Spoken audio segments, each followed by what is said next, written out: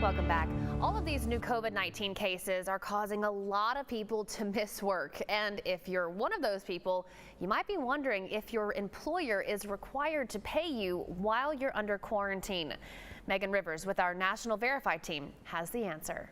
Our sources for this story are attorney Stephanie Rapp-Tully and the American Rescue Plan Act of 2021. We asked her, are there federal government mandates requiring your employer to give you paid time off if you contract COVID-19 and are unable to work? So originally there was the American Rescue Plan Act in place that required the federal government to give paid time off. However, that expired. But at this point, there's no, let's say, additional leave that the federal government gives for contracting COVID. We cross-checked that with the American Rescue Plan Act and found that it expired back in September.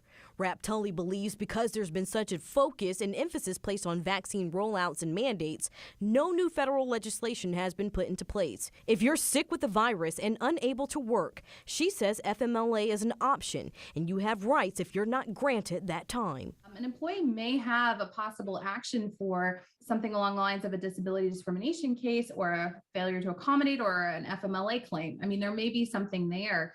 If an employer says, no, you have to come back, you're out of PTO, and you're still within the CDC guidelines of when you're supposed to stay home in quarantine. Leave without pay is another option Rapp-Tully says you have when you're out of pay time off and unable to work. It's money deducted from your paycheck. So they can offer leave without pay situations for somebody who cannot come back, which of course is not very, doesn't help an employee very much who's struggling with COVID, but that's currently where it stands.